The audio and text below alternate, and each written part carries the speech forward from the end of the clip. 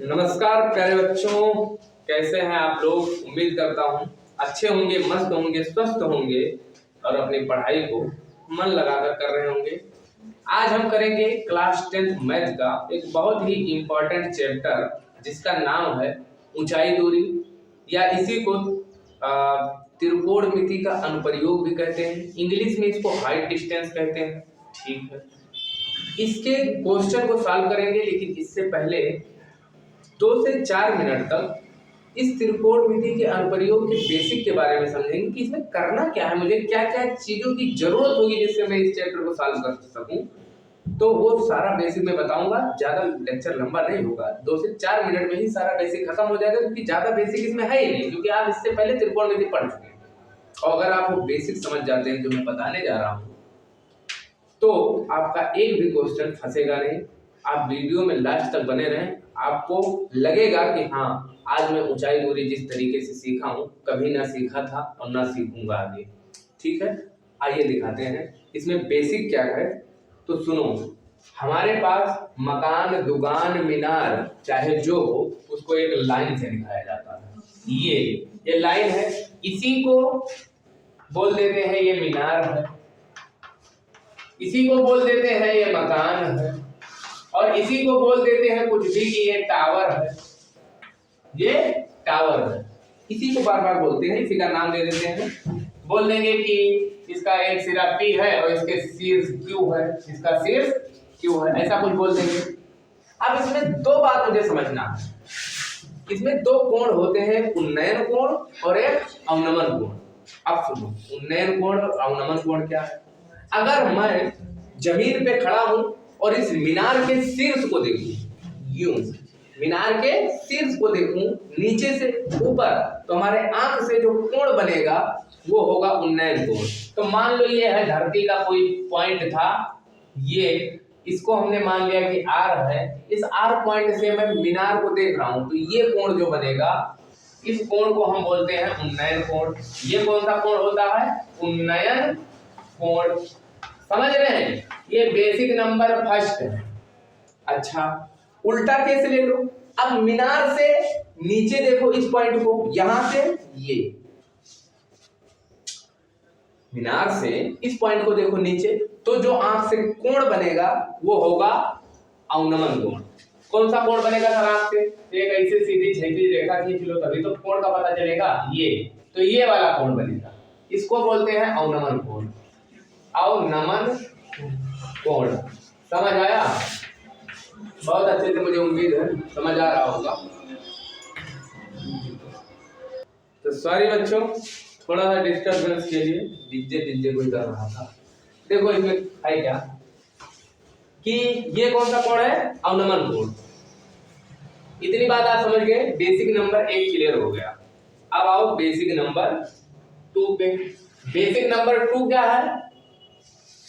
अगर मान लो फिर से वही मीनार है PQ, यही पॉइंट है धरती पर R, इसी को मान लो इस मीनार से मैं देख रहा हूं, और यहाँ पर जो कोण बना इसी को तो अवनमन कोण बोलते हैं। हाँ सर, इसमें क्या, इसको बता चुके हैं, अवनमन कोण। तो यहाँ पे देखो, ये कोण और ये कोण बराबर होगा। क्यों सर? देखो, ये एक रेखा और ये एक रेखा, इसको ध्यान से देखो, ये एक दूसरे के समांतर है और ये तिरछी रेखा इनको काट रही है, तो ये कोण बराबर होगा। Basic number 2।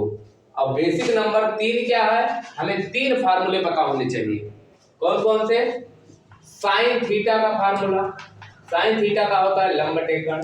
कॉस थीटा का फार्मूला, इसका फार्मूला होता है आधार बटेकण। और तीसरा होता है टेन थीटा, टेन थीटा का फार्मूला होता है लंब बटे आधार। ये 3 फार्मूले हैं। अब कुछ चीजें जैसे इन्हीं तीनों का 45 डिग्री, 30 डिग्री और 60 डिग्री, 45 डिग्री, 30 डिग्री, 60 डिग्री का मान भी आपको पता होना चाहिए। ये हो सकता है, हो क्या सकता है, मतलब यूज होते हैं, ये यूज होते हैं 30 डिग्री, 45 डिग्री और 60 डिग्री। बस इतना चीज अगर आपको क्लियर है, तो अब आपका ऊंचाई और दूरी का एक भी प्रश्न नहीं फंसेगा। आप इसको नोट करना चाहें तो वीडियो को पॉज करके नोट कर लें। तो अब हम करेंगे प्रश्न। उम्मीद करता हूँ बेसिक बहुत अच्छे से समझ में आया होगा, तो प्रश्न नहीं फंसेगा, मेरी गारंटी है। देखो क्या लिखा है इसमें। एक प्रश्न है, 15 मीटर ऊंचे मकान के शिखर से एक टावर के शिखर का उन्नयन कोण 30 डिग्री है। ठीक है। उसी मकान के तल से उसी टावर के शिखर का उन्नयन कोण 60 डिग्री है। टावर की ऊंचाई तथा मकान से टावर की दूरी ज्ञात कीजिए। ठीक है। एक हमारे पास टावर है, हमने बताया चाहे मकान हो, दुकान हो, चाहे टावर हो, एक सीधी रेखा से दिखा देना। इसका नाम हमने दे दिया PQ। फिर उसने कहा कि यहीं से इस टावर से कुछ दूरी पर चलकर एक मकान है और उस मकान की ऊंचाई है 15 मीटर।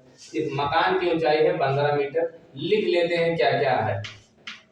यह है 15 मीटर, ये हमारा है मकान, यहीं पे न लिख दें, ये हमारा है मकान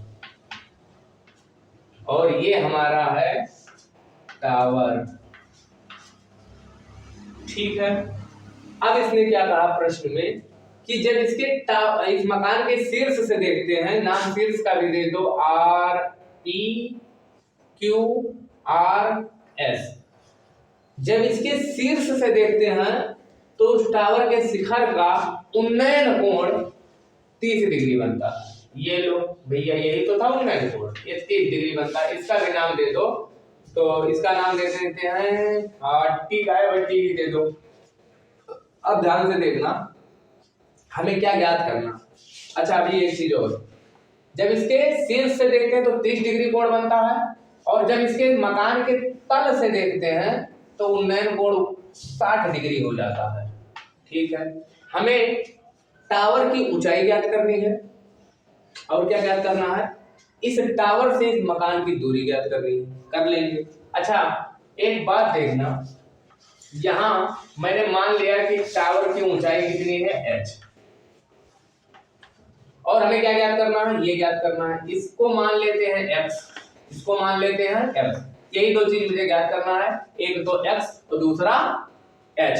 अब एक बात ध्यान से देखना इसमें कि जो ये पूरा टावर है, इसमें यहां से यहां तक की दूरी तो हमें पहले से ही मालूम है। अरे भैया, ये 15 है तो ये भी तो 15 होगा यहां से यहां तक। मुझे चाहिए क्या, 15 मुझे पता है। अगर मुझे QT का मान मिल जाए, मुझे QT का मान मिल जाए तो मैं इस टावर की ऊंचाई को ज्ञात कर सकता हूं। तो सबसे पहले हम निकालने जाएंगे क्या, QT। अच्छा, एक बात और ध्यान से अगर देखोगे तो ये दूरी x है तो ये भी दूरी x ही होगी। अब समझना है टारगेट क्या है हमारा, हमें निकालना क्या है। ये चीज ऊंचाई दूरी में सोचते रहना, हमेशा दिमाग लगाते रहना। हमें चाहिए QT, क्योंकि QT में अगर QT का मान आ जाए तो ये 15 है ही, तो इसी 15 में QT जोड़ देंगे और हमारा आंसर आ जाएगा जो टावर की ऊंचाई पूछी है। अब ये QT निकालने के लिए हम इस त्रिभुज को देखेंगे। कौन सा त्रिभुज है, SQT। तो समकोण त्रिभुज SQT में समकोण त्रिभुज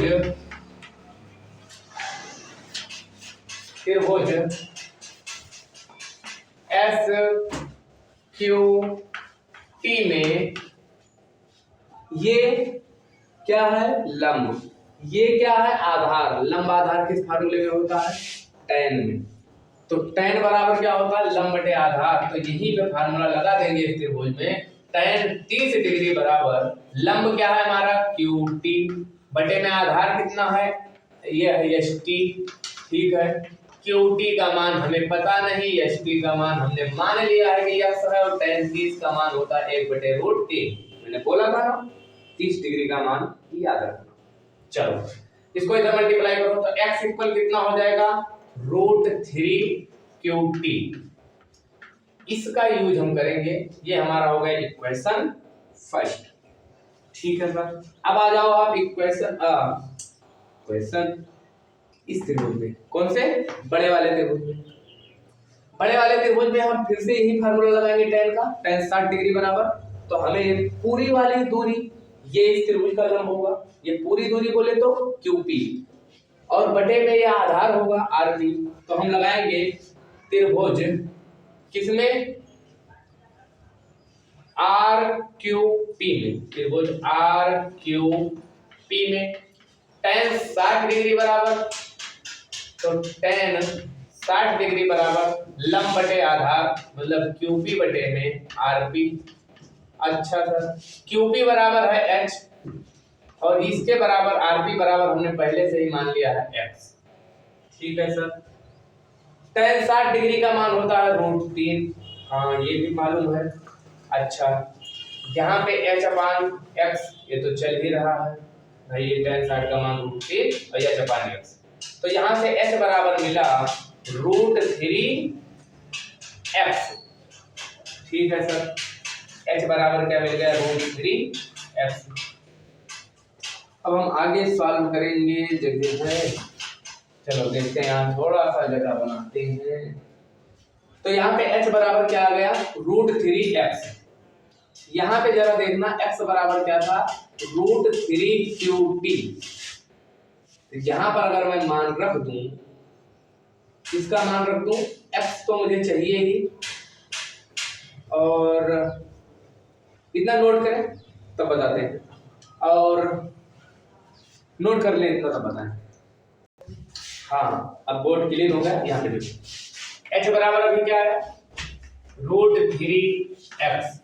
अच्छा, x बराबर हमने क्या देखा, x बराबर हम लिख सकते हैं √3, x बराबर आया था √3qt, यही तो आया था, x बराबर आया था √3qt। ये हमने कहां से लिखा, समीकरण फर्स्ट से, समीकरण फर्स्ट से हमने लिख दिया। ठीक है सर, √3 का √3 से गुणा होगा तो 3 और यहाँ पर हो जाएगा qt। ठीक है सर, ये h बराबर हो गया। अच्छा, h बराबर ध्यान से देखो, इसमें h बराबर है क्या tp प्लस qt, ये पूरा h है ना, ये किसके बराबर है qt, और उसी में जोड़ दूं मैं tp, तो यहाँ पे मैं लिख सकता हूँ qt प्लस में tp बराबर 3qt। ठीक है सर, इसका मान कितना है, सॉरी टीपी का मान 15 है, मकान की ऊंचाई, तो यहाँ पे मैं रख सकता हूँ qt प्लस में 15 बराबर में 3qt। ये qt उधर जाएगा तो 3qt में से 1qt माइनस हो जाएगा तो बचेगा 2qt, तो 2qt बराबर 15 है, तो qt बराबर कितना हो जाएगा, तो यहाँ पे 15 में बटे 2 हो जाएगा। इसका मतलब qt, इसको मैं आगे लिख ले रहा हूँ, तो ये हो जाएगा 15 बटे में 2 का मतलब 7.5 मीटर। qt आ गया सर, तो h तो आ ही गया। लो h कितना होता है, h इन्हीं दोनों का योग ही तो है, तो h बराबर हम लिख सकते हैं qt प्लस tp।